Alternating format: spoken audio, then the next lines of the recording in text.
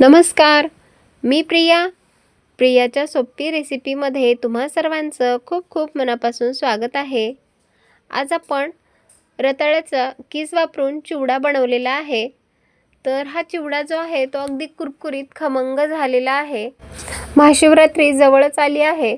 तर या महाशिवरात्रीला जर तुम्हाला उपवास असेल तर तुम्ही उपवासासाठी असा रताळ्याचा चिवडा नक्की करून बघा. अगदी कुरकुरीत आणि खमंग झाला आहे. तर बघा, अगदी कुरकुरीत झालेला आहे. तुम्हा सर्वांना महाशिवरात्रीच्या खूप खूप शुभेच्छा. त्यामध्ये आपण काही रताळ्याचे चिप्ससुद्धा केले आहेत आणि सोबतच शेंगदाणे तळलेले आहेत. तर दिसायला तर खूपच मस्त दिसत आहे आणि खायला तर खूपच टेस्टी झालेला आहे. तुम्ही जर अजून माझ्या चॅनलला सबस्क्राईब केलं नसेल तर प्लीज पटकन माझ्या चॅनलला सबस्क्राईब आणि लाईक करा. चला तर मग रेसिपीला सुरुवात करूया. आता इथे मी अर्धा किलोच्या प्रमाणामध्ये रताळे घेतले आहेत. तर जर आपल्याला रताळ्याचा चिवडा करायचा असेल तर त्यासाठी आपल्याला मोठ्या आकाराचे रताळे वापरायचं आहे. अगदी लहान आकारामध्ये रताळे वापरायचे नाहीत. रताळे जे आहेत ते मी स्वच्छ धुवून घेतले आहेत, कारण ते मातीत असतात, त्यावर बरीचशी माती असते. स्वच्छ धुवून घेतलेले आहेत आणि आता त्याच्या मागचा आणि पुढचा जो भाग आहे तो आपण चाकूने काढून घेणार आहेत. आता रताळ्याच्या वरची जी साल आहे ती सुद्धा आपल्याला काढून घ्यायची आहे. तर इथे आपण ज्याने आपण बटाटा छिलतो ना त्या छिलनीने आपण रताळ्याची साल काढून घेणार आहेत. तुम्हाला किती रताळ्याचा चिवडा बनवायचा आहे त्यानुसार तुम्ही इथे रताळे वापरू शकता. 1 रताळे किंवा 2 रताळे त्यानुसारच तुम्ही इथे चिवडा बनवू शकता. इथे मी 2 रताळ्याची साल काढून घेणार आहे.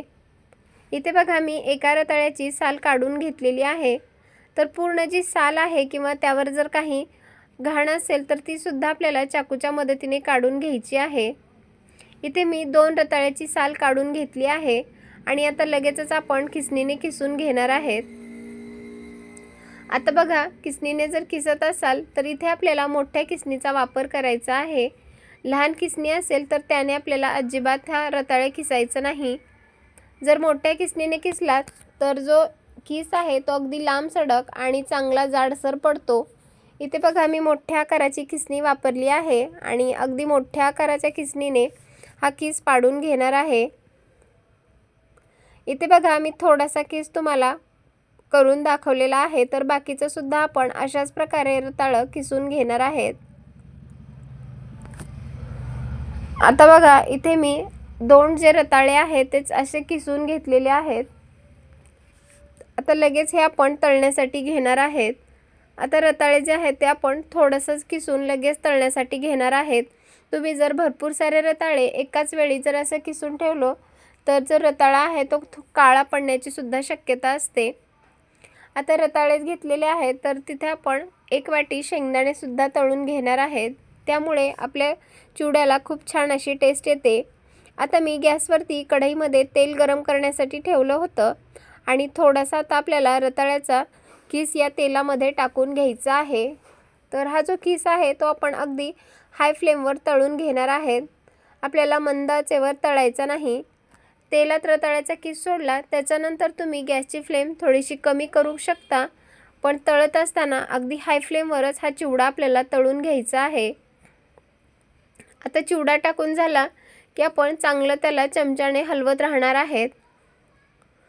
हा रताळ्याचा जो चिवडा आहे तो जाडसर खिसणीनेच खिसायचा आहे, कारण तेलात सोडल्याच्या नंतर त्याची साईज जी आहे ती लहान होते. आता बघा, रताळ्याचा चिवडा आपला तळून झालेला आहे. झाऱ्यामध्ये काढून घेणार आहेत आणि तेल जे आहे ते आपण पूर्णपणे निपटून घेणार आहेत. अगदी गोल्डन रंग होईपर्यंत हा चिवडा आपण तळून घेणार आहेत. इथे बघा, चिवडा आपण तळून घेतलेला आहे आणि आता एका पेपरवरती आपण हा चिवडा काढून घेणार आहे. आता लगेचच आपण शेंगदाणे सुद्धा तळून घेणार आहेत आणि शेंगदाणे सुद्धा छान असे खमंग होईपर्यंत तळून घेणार आहेत. तुम्ही सुद्धा या महाशिवरात्रीला नुसते रताळे उकडून खाण्याच्या ऐवजी अशा प्रकारे रताळ्याचा चिवडा नक्की करून बघा. खायला खूपच छान लागतो. इथे बघा, आपले शेंगदाणे सुद्धा आता छान असे तळून झालेले आहेत. तर अशा प्रकारे आपण रताळ्याचा सर्व चिवडा आणि शेंगदाणे सुद्धा तळून घेतलेले आहेत. इथे बघा, आपण काही रताळ्याचे चिप्ससुद्धा पाडले होते, तर चिप्स तळून घेतले आहेत. सोबतच चिवडासुद्धा केलेला आहे आणि आता त्यावर आपण थोडंसं मीठ टाकून घेणार आहेत आणि चांगल्या प्रकारे आपल्याला हे मिक्स करून घ्यायचं आहे.